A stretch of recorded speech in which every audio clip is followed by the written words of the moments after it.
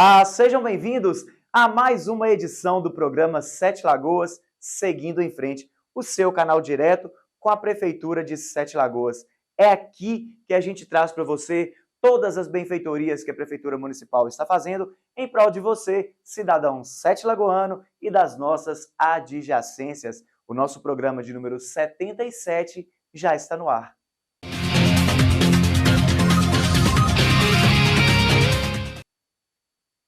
O prefeito Duílio de Castro sancionou o projeto de lei de número 8/2023, que dá direito ao servidor que tenha filhos ou dependentes com algum tipo de deficiência ou transtorno espectro autista reduzir sua carga horária de trabalho em até 50%. Acompanhe. Olá, gente, tudo bem? Olha, sempre que eu gravo um vídeo para o funcionário público, é para dar boas notícias. Eu estou acabando de sancionar o projeto de lei complementar 08/2023, que diz o seguinte: todos os funcionários que têm esposas, filhos, dependentes, que tenha deficiência mental ou que seja autista, que depende de uma atenção, de um acompanhamento mais de perto, ele agora, todos aqueles funcionários que trabalham até 40 horas, eles vão poder, por indicação médica, ter uma redução no seu horário de trabalho que pode chegar até 50%. Isso é importante porque nós estamos preocupados para que os filhos dos nossos funcionários, esposos, cônjuges, eles possam ter um acompanhamento de perto, ter mais tempo para a família. E isso é um benefício que a gente queria compartilhar com você, funcionário. É mais um dos nossos compromissos para que nós possamos ter um funcionário competente, trabalhador, mas também que tenha oportunidade de viver no seu leito familiar com seus entes queridos e, é lógico, ter uma vida mais gostosa, uma vida mais socializada, uma vida mais tranquila, né? E isso é importante para nós, né? Para que nós possamos ter uma administração pública mais humanizada. É isso aí. Grande abraço, notícia boa, mais uma para o funcionário público.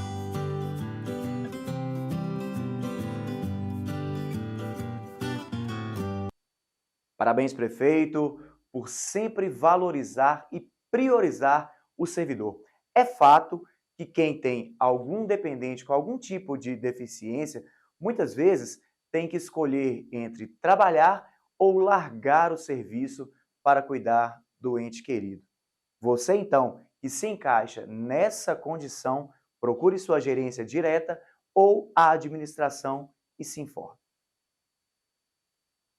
O mercado de trabalho está cada vez mais competitivo e sabemos que hoje somente o ensino médio não garante qualificação suficiente para um bom emprego. Pensando nisso, a Prefeitura de Sete Lagoas fez uma parceria com o SENAI, o Serviço Nacional de Aprendizagem Industrial, e está oferecendo vagas gratuitas nas áreas de desenhista mecânico e operador de processo químico. Acompanhe. A administração pública que tem cada vez preocupado, né, com a formação, a profissionalização, principalmente dos nossos jovens, agora nós estamos com essa parceria com o SENAI para atender os jovens em estado de vulnerabilidade. Não é isso, Braz? Isso mesmo, prefeito. Quero te agradecer a Luciene por essa parceria, por confiar no trabalho do SENAI, para a gente fazer a oferta aí de 40 vagas para jovens na cidade, em duas áreas de formação de grande demanda industrial, demanda de empregabilidade, que são os cursos de desenhista mecânico, qualificação profissional em desenhista mecânico e qualificação profissional em operador de processo químico. Então, espero que uma das muitas parcerias que a gente faça aí com a Prefeitura para levar a educação profissional para a comunidade. Essa qualificação, técnica de 3 meses apenas vai dar a eles a garantia de entrar no mercado de trabalho já expandindo os seus conhecimentos. E são 2 cursos que Sete Lagoas, as empresas de Sete Lagoas, pediu para o SENAI fazer, que está precisando de mão de obra.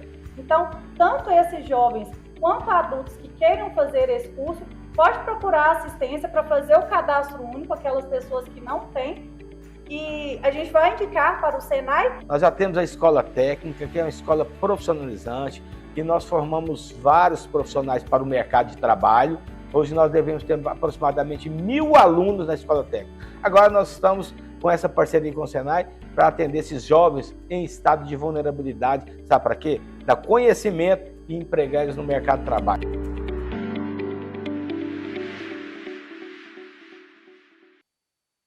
Eu fiz Senai e por mais que optei por outros caminhos ao cursar a faculdade, eu ainda tenho a minha profissão que fortalece o meu currículo e, é claro, na hora da necessidade, é mais uma opção de campo de trabalho.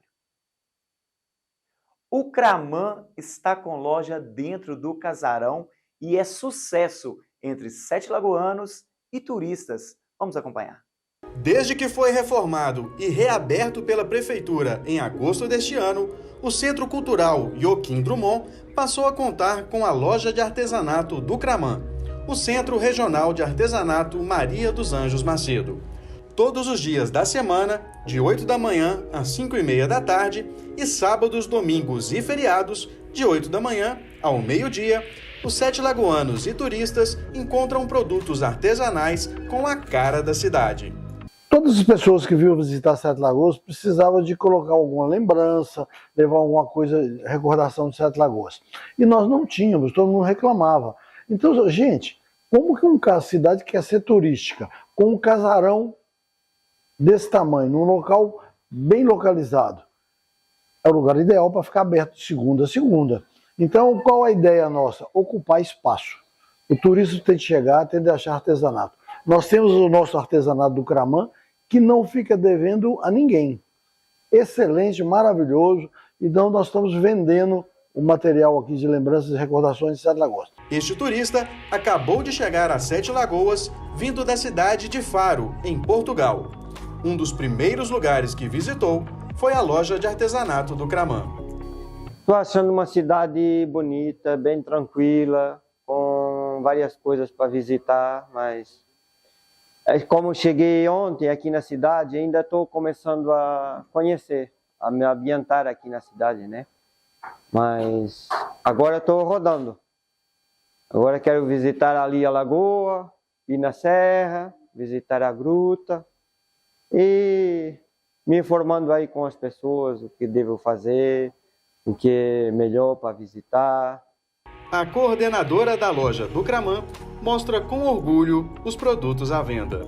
Hoje nós temos todos os tipos de souvenir que Sete Lagoas não tinha e que precisava ter. São caixinhas de lembrança de Sete Lagoas, são porta-anotações com os pontos turísticos da cidade, caixas maiores, menores, imã de geladeira, toalhinhas de Sete Lagoas, né, que é o museu, casarão, tem todos os tipos de artesanato. O Zacarias, né, que é o banquinho do Zacarias, que é o nosso grande comediante da terra, né, que a gente tem que prestigiar.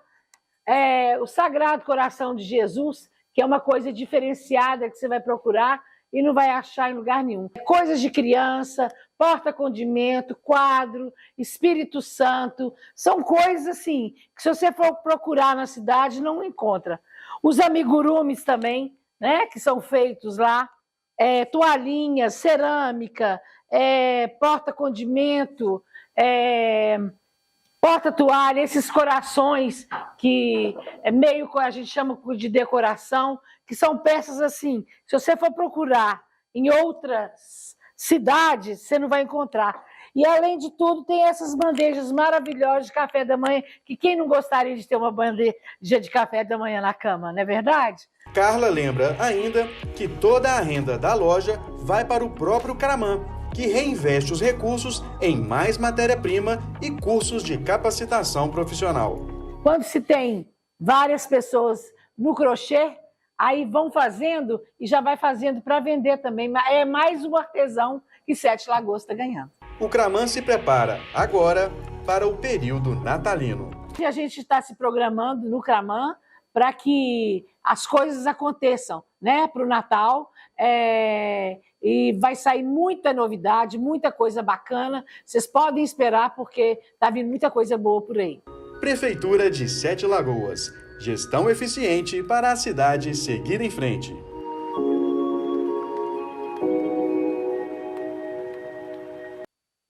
Você que ainda não conhece, precisa conhecer. Cada peça mais linda que a outra. São excelentes presentes com a cara de Sete Lagoas para você utilizar ou presentear alguém. A iniciativa de trazer a loja para um ponto central foi bastante assertiva, uma vez que funcionava na sede, onde é a fábrica, no bairro Montreal, e um pouco fora de mão para a visitação de alguns munícipes. Época seca e muito calor é sinônimo de incêndios em locais de vegetação, seja por fenômenos naturais ou ações criminosas.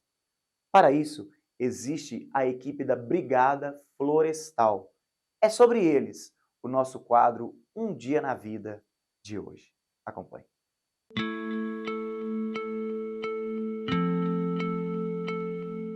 A época seca e a baixa umidade do ar aumentam a probabilidade de queimadas em locais de grande vegetação.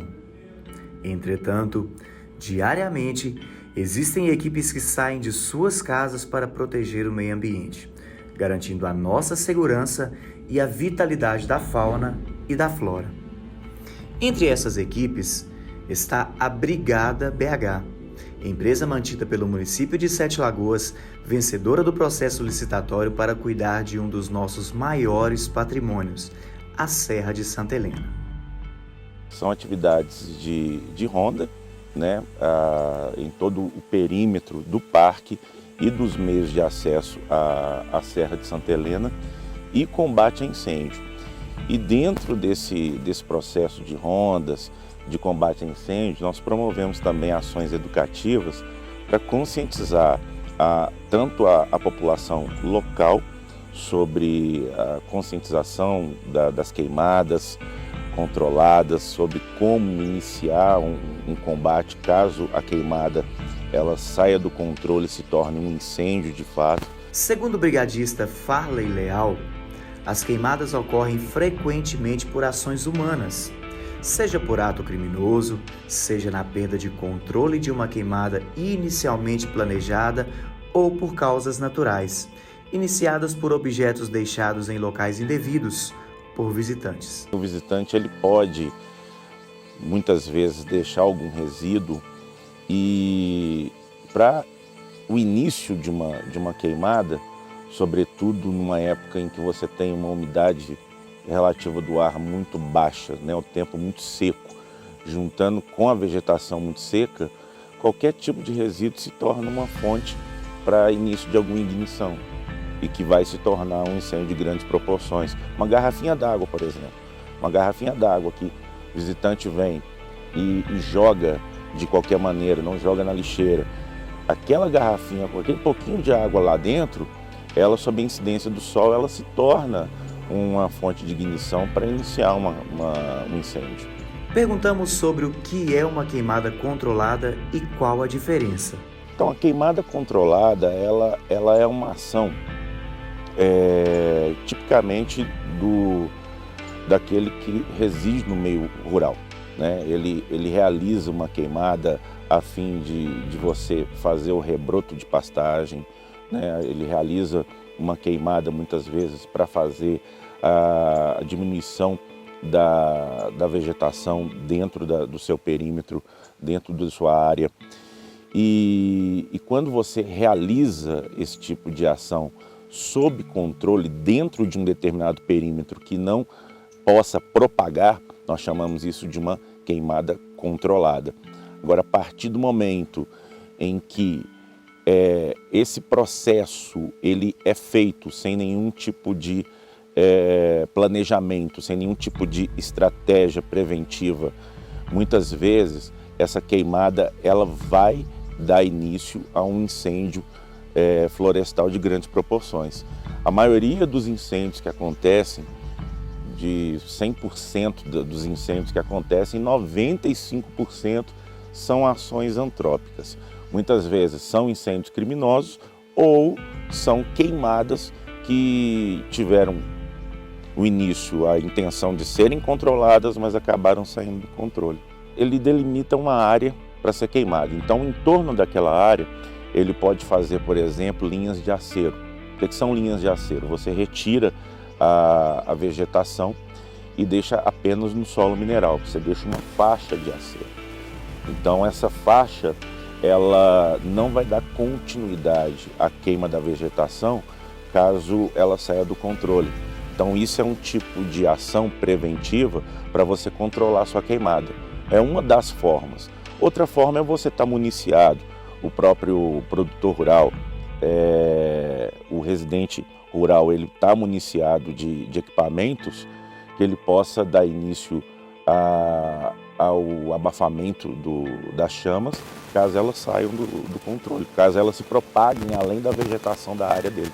Sobre as incidências, a quantidade de queimadas nesse período, ele respondeu: muitos comunicados. Por quê?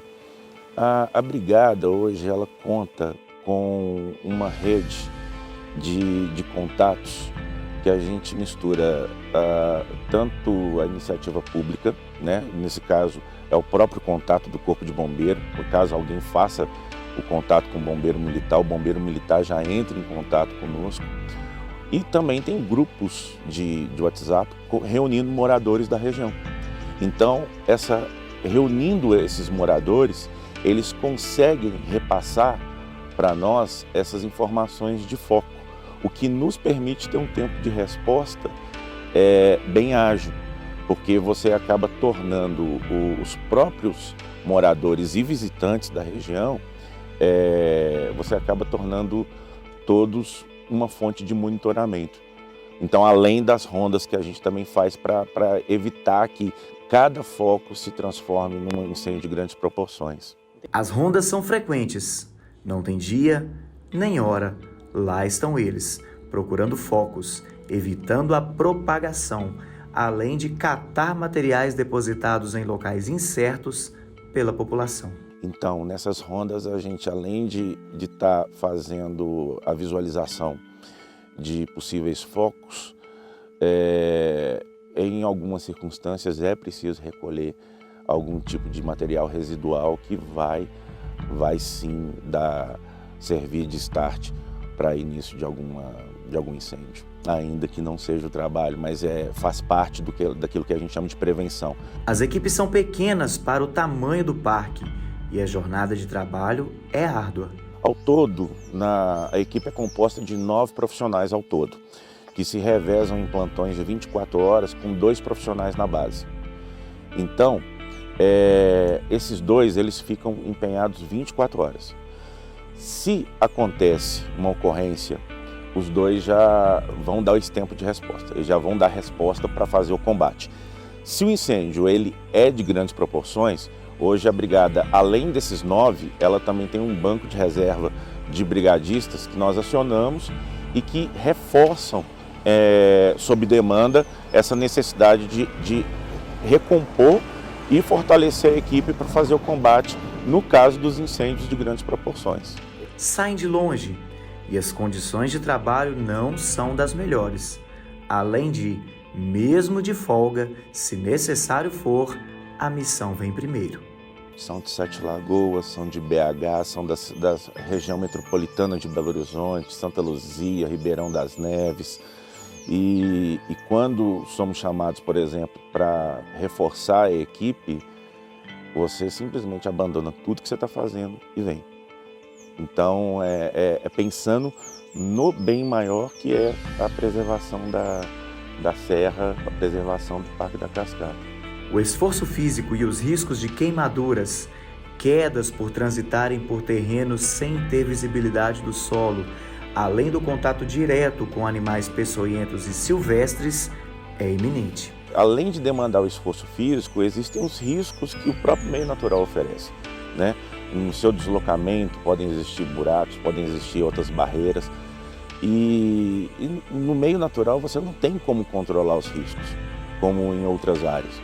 Então isso acaba tornando a atividade uma atividade que é perigosa. Por isso que é fundamental o trabalho em equipe, é fundamental a experiência, é fundamental conhecer a área para que a gente possa saber exatamente onde está pisando.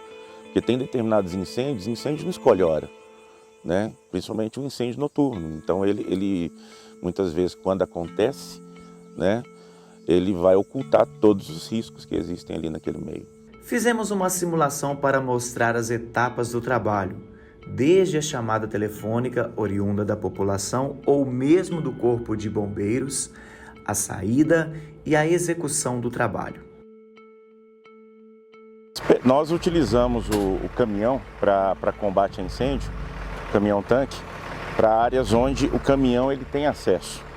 Então, para fazer a extinção das chamas, nós utilizamos o jato compacto com água para promover o resfriamento e muitas vezes para promover o rescaldo. O que é o rescaldo?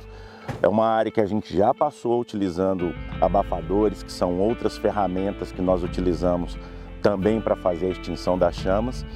E para garantir que não tenhamos a reignição dessas chamas, a gente vem com o caminhão aonde ele acessa e vem com a água fazendo esse rescaldo, onde você promove o resfriamento dessa vegetação, o resfriamento do solo, de maneira que a gente tenha certeza absoluta que não vai haver um novo início de incêndio. Para áreas onde o caminhão não tem acesso, utilizamos a caminhonete, que ela tem um tanque também adaptado de 2.000 litros, que ajuda também a fazer esse processo de combate.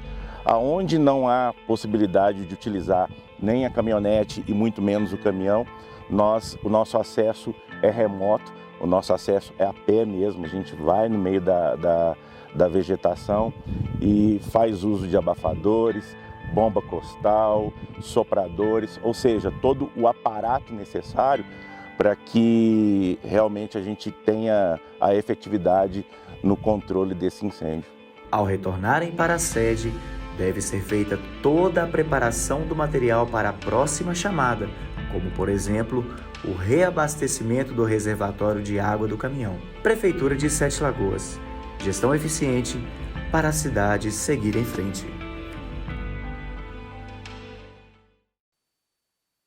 Conversando com essa equipe, vimos que nem sempre os incêndios são criminosos ou intencionais. Tem aqueles causados involuntariamente por meio de uma brincadeira, uma bituca de cigarro jogada em local impróprio, até mesmo por rituais religiosos, com velas e tal. Entretanto, devemos ficar atentos, pois a época seca, a vegetação seca, já propicia a propagação das chamas. Então, muito cuidado e, ao visualizar o início de um foco de incêndio, acione o Corpo de Bombeiros 193. Eles já fazem contato direto com a brigada. Acione o mais rápido possível. E, por favor, vamos ter consciência. Você que quer acompanhar as notícias da Prefeitura de Sete Lagoas em primeira mão, é muito simples. Acesse as nossas redes sociais, Facebook, Instagram e o nosso canal no YouTube, Prefeitura de Sete Lagoas. Ou, se preferir, acesse o nosso site www.setelagoas.mg.gov.br. O jornal Sete Lagoas, seguindo em frente, edição 77, fica por aqui e nós desejamos a todos uma excelente semana e até a próxima edição.